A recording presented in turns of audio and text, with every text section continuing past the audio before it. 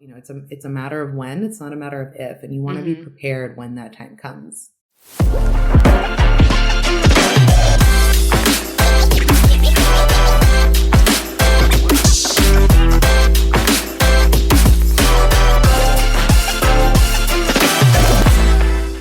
Hello, and welcome back to the First Hustle Then Brunch podcast. In order to build a profitable business, you definitely need to have a solid legal foundation. Otherwise, things like expensive lawsuits, payment disputes, and stolen content can make it harder for you to scale and grow. However, there are so many resources available to help you feel confident about protecting yourself and your business, including templates that you can purchase so that you don't have to hire an attorney to get things set up for you. That being said, I'm excited to introduce today's guest. Yasmine Salem Hamdan is a brand protection attorney, business advisor, brand strategist, and an educator in business and entrepreneurship. She is also the founder and CEO of Coaches & Company, a legal startup and media company providing entrepreneurs with the educational resources and tools needed to protect themselves legally in business. Yasmine is awesome. She's so much fun. I love her personality, and she provides a lot of valuable information that entrepreneurs definitely need to know when it comes to getting your legal ducks in order. So let's go ahead and dive into this episode. Hey, Yasmine, welcome to the show. Hey, Jazzy. Thank you for having me. Yeah, I'm so glad to have you here. So before we dive in, can you start by breaking down your flawless foundation framework? Yes, absolutely. So when it comes to developing your business's legal foundation, there are really three things that you want to focus on. I consider them the three pillars of your legal foundation, and they are your business entity. So having an LLC or a corporation in place, having your contracts in place, so written agreements, that's the second one. And that third one is your intellectual property, aka your IP, and making sure that you're protecting all of the assets that you're creating within your business. So for a lot of first-time entrepreneurs, it can be really easy to be overly concerned and focused in, okay, how am I going to generate revenue? Which I get it. That's, if you're not generating revenue, are you really even a business at that point? But this is the foundational component of a solid, protected, profitable business that has longevity is being proactive and having that legal foundation in place. And so those three pillars, they really hold up your business, having the entity in place. And we'll talk about why you want to have all of that and what the purpose of an LLC is, having the written agreements in place with all of your professional relationships internally and externally, and then protecting all of those assets that you're creating and the brand that you're building. Yeah, I know we'll dive deeper into all of these things. I get a lot of questions about how people can protect the content that they're creating. So before, I guess, we get into more detail about all of that, can you share some things that content creators and small business owners could be sued for? Yeah. So content creators and small business owners, if you are a small business owner in 2022 and beyond, you are likely creating content. If you're marketing digitally, you're likely creating content. And that means that there are laws that relate to business and interacting with consumers that you've got to abide by. So of course, you've got to be truthful in all of your marketing. You can't be deceiving people out here. And I don't believe that most people are out here trying to deceive others. I think most people are trying to just earn an honest living, trying to leverage their own unique skill set, trying to create financial freedom for themselves through entrepreneurship. But we want to make sure that we're being very clear as to the scope of what it is that we're able to support in. So if you are in, for example, the health and wellness space, you want to make sure you're being very clear as to what your abilities are. So are you providing mental health treatment, or are you providing any type of medical diagnosis? Are you making any health recommendations as it relates to a particular condition? If not, you want to make sure you're being very clear about that as far as a disclaimer goes, and shielding yourself from any liability, but also protecting the consumer, protecting the client or the person purchasing, for example, a course or a digital product from you. So we want to protect ourselves from liability in that way. And then if you're creating content, regardless of what it's about, we want to make sure that we are only publishing original content and that we don't find ourselves facing infringement situations. Only use content that you have permission to use. So just because you find a photo on the internet or some copy, something written that you really like, doesn't mean you can publish that yourself or that you can use that within your business. You want to make sure you have the right to do so And that's only by way of permission from the original creator and the owner of that content. Mm-hmm. Yeah, that's super important. I feel like a lot of content creators could accidentally commit one of these, Oh, yeah. not It happens crime, all I the guess that time. might be a harsh word, but yeah, obviously we're not intending to do it. That was one thing I learned when I first started blogging, was that you can't just use a photo that you find on the internet and put it on your blog. I thought, if I say, oh, found on this website, give it credit that was okay, but it's actually not. It's So not. I learned a lot about this, when I first got started. We definitely all learn on the journey of entrepreneurship. And that's one of those things that I think people can easily avoid learning that the hard way by way of education and just getting familiar with those basic foundational issues and parts of protecting yourself legally. So, if you are using music, even if you are on Instagram or on social media or on your website, like you can't just use a song that you don't have the authorization to use in connection with promoting something in your business. Think about if a large corporation wanted to use a song in their ad that they're running, they would need a licensing deal with the owner of the person or the company that has the rights to the use of that song, because you're leveraging it for profit. And so anytime you're on social media and you're promoting your business, you really want to be conscious of all of the different assets that you're using from a visual standpoint, an audio standpoint, a written standpoint. Do I have the right to use all of this? And the best practice is to just always use original content. Yeah. Oh, for sure. So can you explain the difference between sole proprietorship and an LLC and a corporation? Yeah. So these are all business entities. And in the US, business entities are formed at the state level. So whatever state you're in, you have a Secretary of State's office, and you can go through that office, and they surely have a website. Might not be the most user-friendly website, just because government websites I know the North Carolina one is not. Like Texas is not it either. Yes. Texas is not it either. But, I guess they're doing what they can. I guess. I don't know.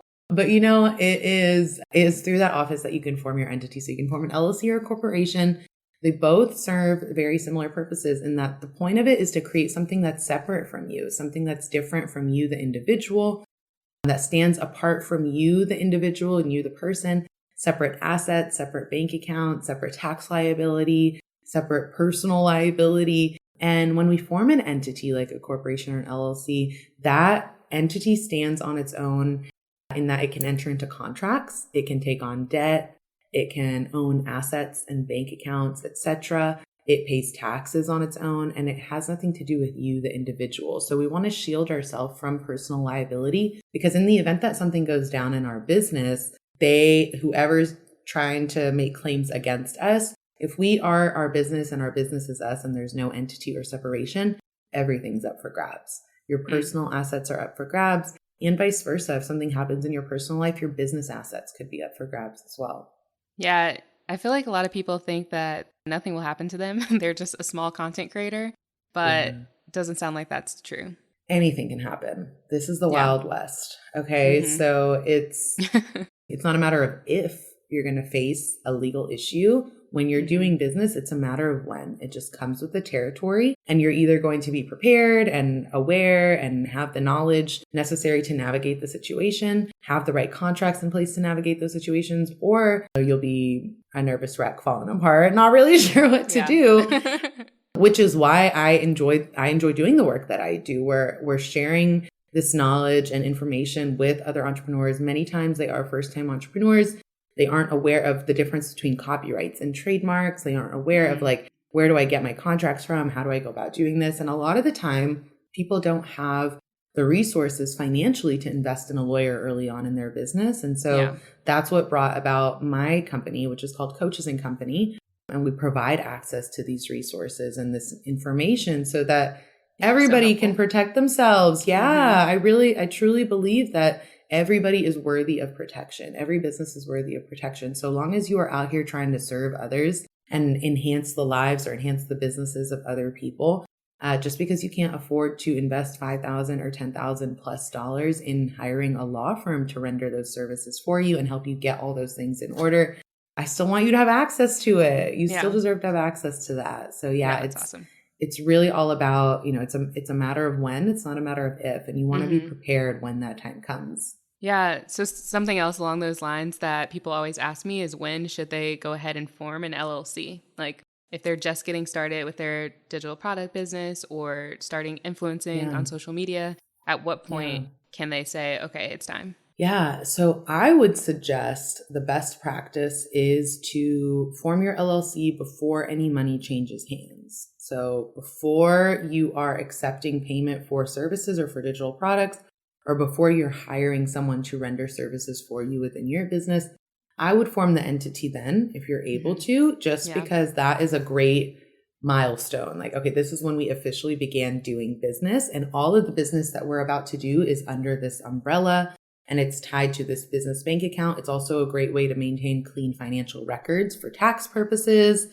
So yeah, if you're able to do it, and a lot of the time to form it in your Secretary of State, you just file the paperwork and pay a fee. It's a couple $100s. From there, you can get your your EIN, your employer identification number, from the IRS website. And that's for free. So if they're trying to get you to pay for it on whatever website you're on the wrong website. Go to the IRS website, get the EIN. And with those two pieces of information, your entity formation documents for the LLC or the corporation, and the EIN number from the IRS, you can open that business bank account and begin operating as a separate entity. Yeah, I agree. As soon as I found out that I could be personally held liable for anything that happened with my business, I was like, okay, I need to register like ASAP. Exactly. So I'm a big fan of just doing it from the very beginning.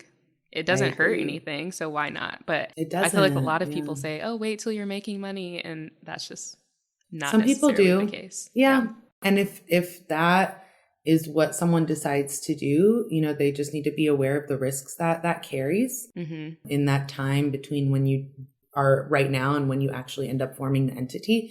If anything happens, you are personally liable, or you can be held personally liable. Your personal assets could be accessible in terms of damages if anybody's trying to make claims against you for that. So yeah, there is a certain level of risk associated with doing business. And depending on what you're doing, of course, it varies. Maybe there is a very high level of risk if you're, in a certain area of business. And if you're in another type of industry or another area of business, maybe it's a very small level of risk. But regardless, I like I said, I like to have the clean, distinct break. Like, this is when business began. And then from there, all business activity can take place under that entity. Yeah, makes sense. So at what point do you move from an LLC to a corporation? So does that have more to do with where you're at financially in the business? Yeah. So it's not necessarily that the progression is we start with an LLC and then we eventually become a corporation. It is a tax consideration. One. Two, corporations have been around for some time. LLCs are actually a relatively new invention, if you will. Like that, LLCs haven't always been around. So corporations require a lot of formal compliance. There are a lot of formalities related to maintaining ownership of a corporation. There are, corporate formalities associated with that, records that need to be kept, different practices that need to be held in order to maintain a corporation. An LLC offers you all of the perks of a corporation, that limited liability protection, the separate entity that stands on its own, and you can make those same tax elections to receive the same benefits of a corporate status. But an LLC doesn't have all of those corporate formalities attached to it. So LLCs are really great for small business owners because they're easy to maintain. The key here, and of course, everything varies from situation to situation, but generally speaking, the key here is that you maintain that separation. So don't commingle your funds. Just because you file the LLC paperwork at your Secretary of State's office, and then you get your EIN, and then you open your business checking account, but you still have your business revenue dropping into your personal account, or you're paying your personal cell phone bill out of your business. You're shopping at Sephora out of your business account. You're paying your business expenses out of your personal account. Like that shows, if a court were to look at that, they're going to say, well, this person's treating it all as one and the same. So we're going to treat it all as one and the same, when we don't want that to be the case. So the key here is, regardless of what entity you go with, you really want to make sure that you're maintaining separation and you're actually treating it as a separate entity. Yeah, that makes sense. Get a business account ASAP. ASAP. That's it. Yeah. So we've talked about liability a little bit. At what stage do you recommend someone purchase liability insurance for their business? That really depends on your personal preferences. Some people are just really big on having insurance in all areas of their life, which I think is a good practice. I don't think there's anything wrong with that. I guess it's incurring the financial expense of that, but having insurance, it's one of those things that you'd rather have it and not need it than need it and not have it, right? Another Yeah, consideration is, what is the level of risk associated with the type of work you're doing? If you are in, the medical field and you are a practicing chiropractor and you're physically handling people's bodies, they're going to have some sort of insurance in place because it's just necessary, the nature of that. If you are in the health and wellness space where you're not really providing a medical treatment, but you're still advising as it relates to diet, maybe you're providing resources as it relates to physical activity, it can be a good idea because you're dealing with very personal matters as it relates to your clients or your students. Same with money and personal finance, financial advising. If you're educating in the field of investments and more, it can be helpful to have that in the event that something does go south. But, it comes down to it being a personal preference and also you weighing what are the actual risks. In my line of work. Yeah, that makes sense. So you mentioned intellectual property earlier. Can you explain what that is and then how we can protect the content that we create? Yes. So intellectual property are creations of the mind. So the law provides rights to those creators of different brands and different pieces of content. So two types of intellectual property are trademarks and copyrights. Trademarks are source identifiers. They're identifying the source of products or services that are being sold. So think the label that's on the package, the brand name, the company name, the course name, the podcast name, the slogan or tagline, the logo. So what is consumer facing? What is identifying the source of this offer, this service, this product that's being sold? And then inside of that package, the contents of that package, and quite literally the content that you're publishing, visual content, audio content, written content. So any original work of art or authorship falls under copyright assets. So when you own an asset, an intellectual property asset, you have the exclusive rights to the use of it. So when I take a photo, when I write a blog, when I record a podcast episode, I'm creating assets within my business. And this is a big shift in perspective that I desire for all entrepreneurs and any content creator out here is start viewing all of your content creation as asset creation, because that's just facts. That is the fact of the matter. Is every time you're creating content, you are creating assets and you're potentially adding to the value of your business and brand. So here we want to be mindful of how our content is being used. And so if we're selling, for example, a digital product that delivers some of our content, some of the resources we've developed or the content that we've created, written, audio, visual, whatever it might be, maybe it's in the format of videos and video trainings or video modules and lessons.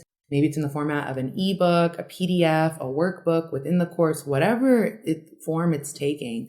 You want to make sure that in the terms and conditions of that course or in the delivery of that service, it's very clearly outlining your rights to the intellectual property and that it's very clearly outlining what permission you're providing that buyer. What permission are you providing the purchaser of your course, the client of your services? Maybe you are an influencer and you're creating content for a brand. What permission are you, because you're the creator of that content. Unless it's in writing that you're creating it to transfer ownership of it to them, you still retain ownership of it. And that's something to be mindful of as a business owner. If you're hiring others to create content for you, even if you paid them to create it, even if you told them exactly what to create, if they created it, they are the owner of that content. And when you own content, you have the right to repurpose it, reproduce it, publish it, profit from it, sell it to others, license it to others. So we really want to be mindful when we're creating assets.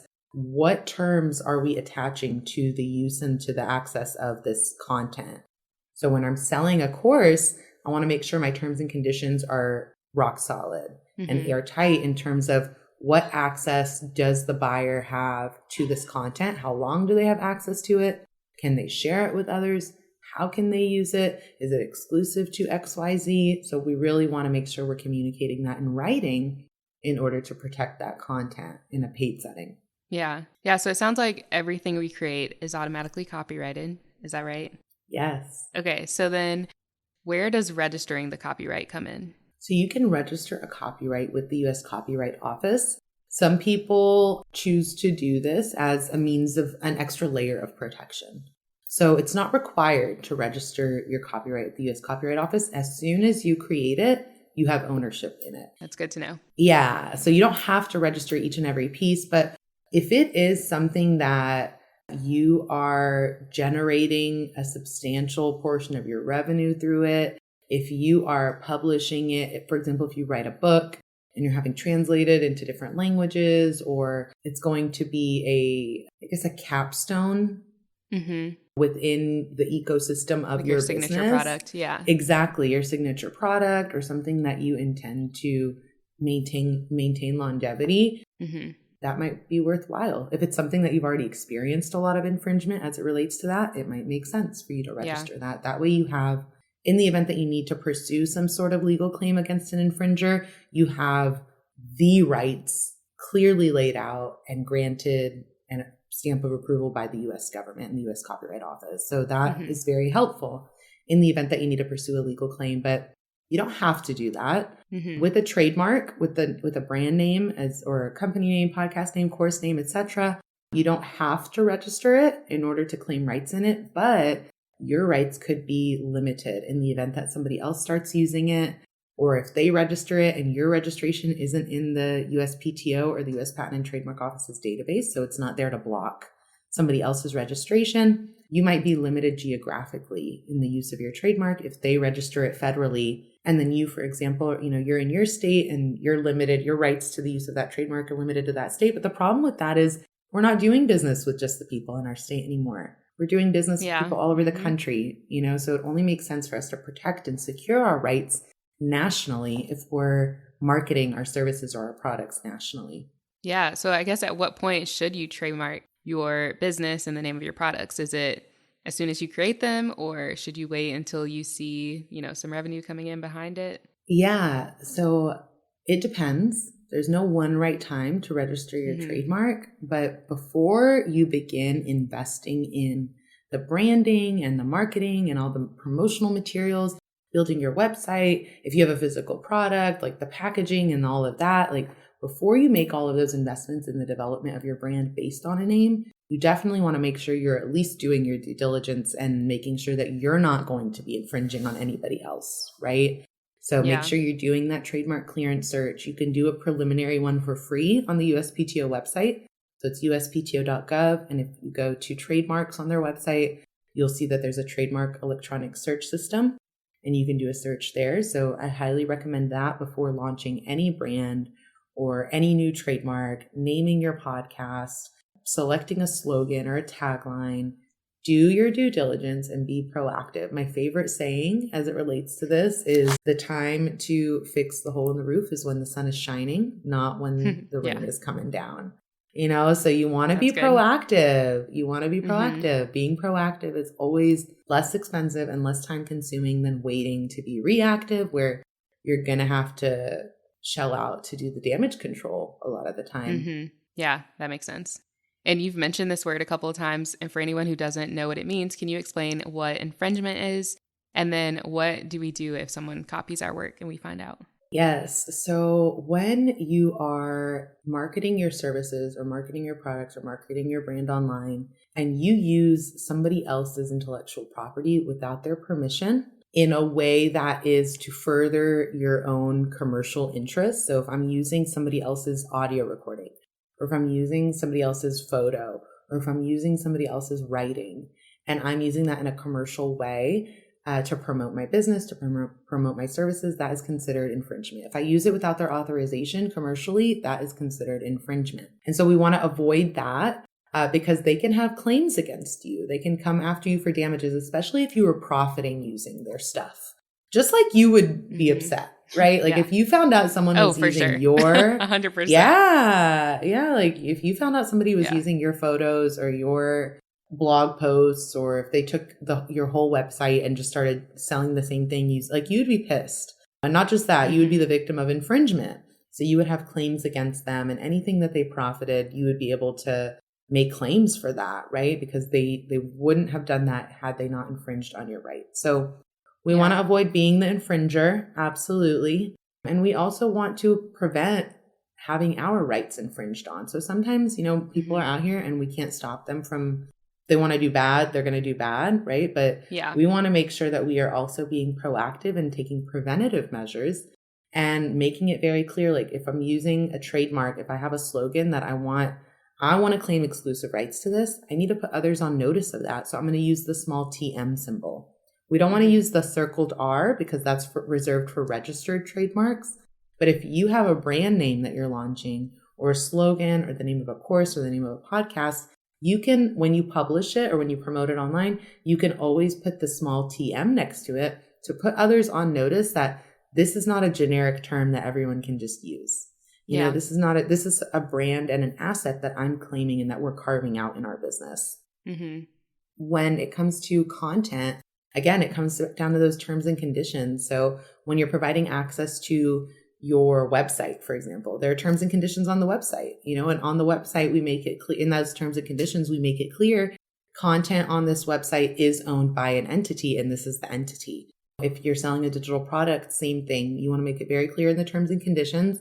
And then you also want to put those, a short notice within any content. So maybe in the ebook, in the front of the ebook, the back of the ebook, if it's a training or something, in the training, you want to make it very clear, this is content that is owned by an entity, and the entity is obviously you, the owner and the creator of that. Yeah, students ask me this all the time, how can they protect their content, especially digital products, ebooks, or like anyone can download and copy it. And while yes, technically that is true, but it definitely shouldn't be a reason you don't create a product. Yes. Just make sure you have systems in place, you have these legal forms and contracts and everything in place so that if it does happen, you know what to do. Yes. Yeah. You're that first person that we described, the confident, ready, prepared to handle, navigate the situation. Now I am, Yeah, exactly. You don't want to be that other person that's like shaking in their boots, don't really know what to do or how to go about it. And I hope that there is not anyone out there. My hope is that nobody ever is prevented from creating a digital product or putting that out into the world over fear of somebody copying it or taking the content. Yeah. You have to move past that my fear. Heart.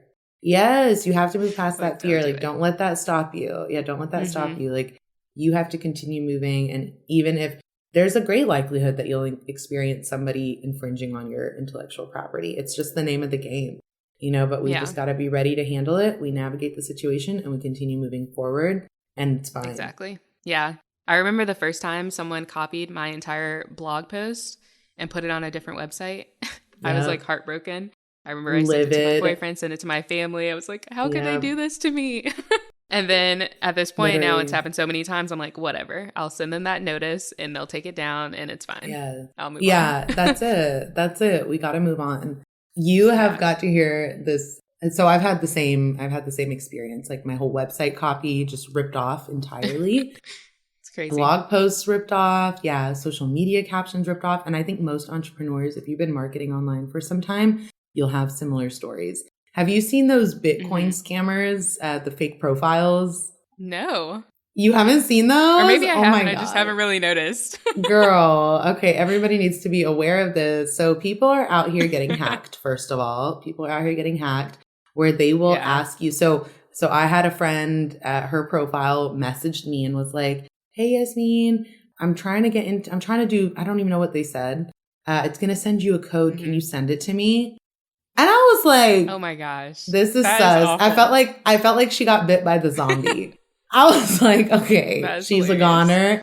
Yeah, she's a goner. But so they were trying to hack into my account too. So it's like that's what they do. And then they start promoting. Yeah. So on her profile, they were promoting like, this person, Laura, helped me create income for myself. Oh my gosh, and they show the screenshots. Yeah. And then they show the screenshots. So literally there's another practice where they'll create fake profiles using other people's images. So other professionals that have obviously like have photos online. And there's this one that keeps getting me and they keep using my photos. And the most hilarious part, yeah, it's very annoying, but the most hilarious part is this whole story they created for my character. Like I'm like from London originally, but I'm living in Dubai and I'm like teaching people about Bitcoin and I don't know what. And I'm like, okay, I'll take the Dubai part. Like I would love to live there. Sounds luxurious as hell, but like this is such like I don't even know what to say about this. Oh wow. It's like, should you be flattered? Like, thank you. I'm honored that you think I'm flattered, but I'm also but I'm also terrified. Like I was telling my husband, like, I feel like one day, because it's been for the past probably 2 years, it's been happening consistently where there's just all these profiles will pop up randomly and they're using my photos. Yeah. And I told my husband one day we're going to be traveling the world and I'm going to see somebody randomly and then be like, you're that person that scammed me on the internet. Like they remember what I look like. Like I'm terrified of that actually. Like they're out here scamming using our pictures. They are. That's just the nature of the internet. That's what I just thought of. Yep. You know that show Catfish where they find, romantic. Yep. They're out here catfishing. That we're hiding. We need someone to do a show like that, but find these people behind this fake profiles. Yes, exactly. But I don't know. It seems like these profiles are just coming down as quickly as they go up. Yeah, I almost feel like it's just a bunch of robots. Bots. Yes. I feel like it has to be, right? It's almost creepier to think that it's a person. Yeah, there's no way. It has to be there. Right? Hopefully not. Yeah, I hope not. I really hope not. Crazy. Well, back to our discussion now. Yes. So they're out here using our images. Funny. They're out here using images, and that is considered copyright infringement to use somebody else's photos. Yeah. Wow. Insane. So what's happening out here, people? So what types of contracts should we have in place when working with our team as well as when selling digital products and services? And I know this is like your specialty. You can talk about the contracts that you have in your shop. Yeah, we have legal contract templates that we sell to our community that are to be used with your customers and your clients. So externally, anytime you're working with somebody outside of your company, selling a product, selling a service, hosting a workshop or a masterclass, maybe you're doing corporate training. So maybe you're a consultant, you're going into these corporate settings and you're providing trainings. You need contracts with all of these different purchasers, people that are doing business with you that you're selling services to or selling products to. So you want to make sure that you have that in writing. And then internally, you want the same. So anytime you're working with somebody inside your business, whether it's an employee or an independent contractor, you want to make sure, or if you have a business partner, for example, you want to make sure that you have the terms of that relationship in writing. So bottom line is any professional relationship that you're entering into, whether it's a customer, even visitors of your website, if they're coming to your website and they're opting into a free resource or your email list and they're providing you with that personal information, the law says that you have to have a privacy policy posted that states how you're handling their personal data. Mm-hmm.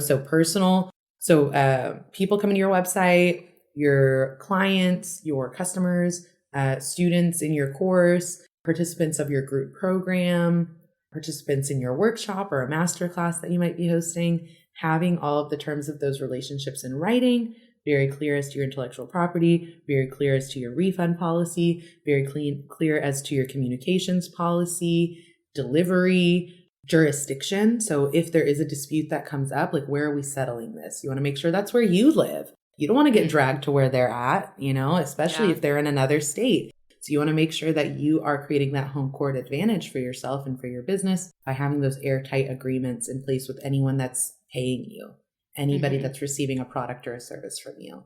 Make sure you have the right disclaimers in those contracts and the right language around warranty and limiting your liability.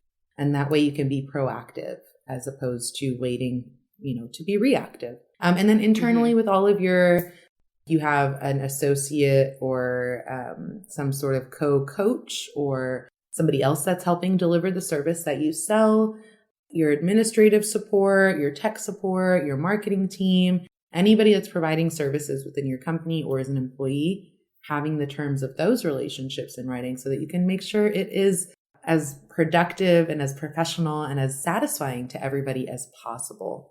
Yeah. So it sounds like you need contracts for everything. You need I'm so contracts glad for everything. that you made it super easy for us to just use your templates and, kind of plug and play. Makes it so much easier. Yeah. And I'm super grateful for that. Oh, I love to hear it. I'm so happy to hear that. Yeah. It really is just such a necessity. It comes with the territory. It's so necessary, and it can really be an intimidating endeavor sometimes. Oh, yeah, for a lot of people, they're like, they hear legal and they're just like, a lawyer?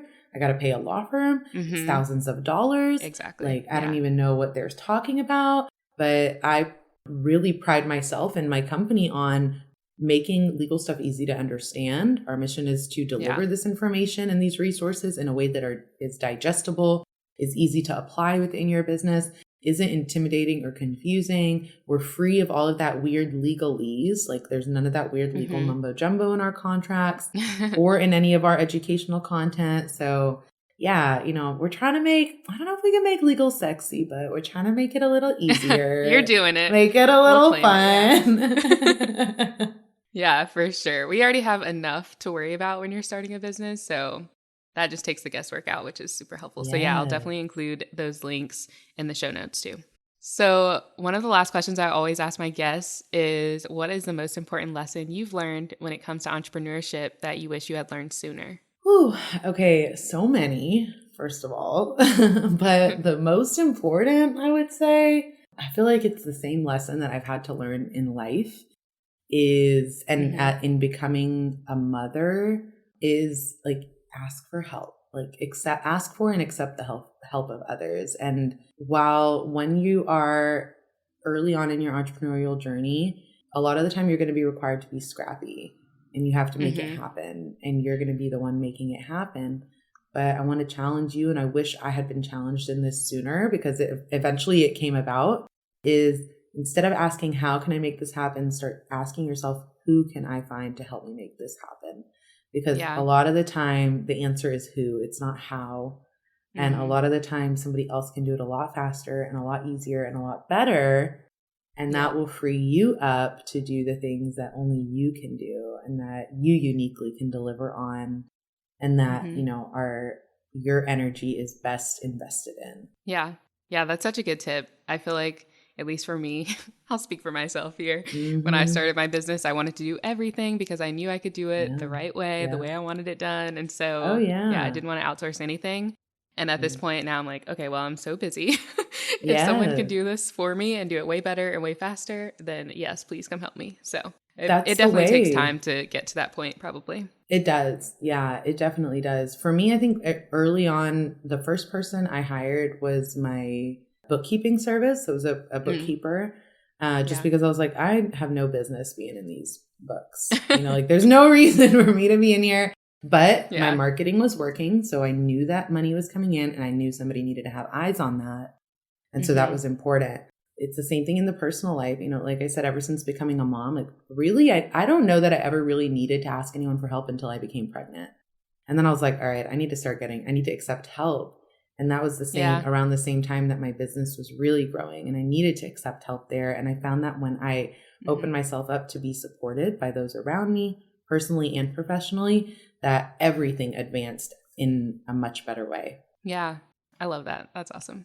Well, this has been such a great episode. You answered all of my questions, all the questions that my listeners have asked me. So thank you again for coming on. You came ready with the questions. It was just rapid fire. I was like, all the time.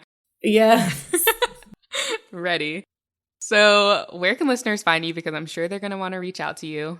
Yes, I hang out on Instagram. So you can find us on Instagram at Coaches and Company. Our website is coachesandcompany.com. And I'm also on Instagram. My name is a bit long, but I'm sure it'll be in the show notes, so you can connect with me there. Yeah, definitely. Yeah, so send me a message. Let me know that you're here from the podcast. And where else am I hanging out these days? I'm trying to be on Twitter, but honestly, I just can't. It's too much. I'm trying to be on LinkedIn. I'm like, all right, this is too much. I'm barely on Instagram, if I'm being honest. It's just Twitter has been fun. I need to get on Twitter. Are you on there? I have like a personal one that I created in college, probably like so long ago. I don't have one for the business. There's no way I can dedicate myself to creating content on there, but I love to go on there and watch like what's happening. That's what I find myself see what's doing. trending. So yeah.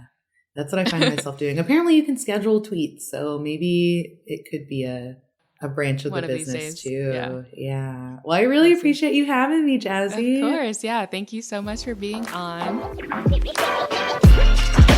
Thanks for tuning in to the First Hustle Then Brunch podcast. If you enjoyed this episode or learned something new, I'd love if you subscribed and left us a review. Another way to support the podcast is to take a screenshot of this episode and share it on your Instagram story. Tag me at First Hustle Then Brunch so I can repost it. Thank you so much for supporting the show, and I'll see you in the next episode.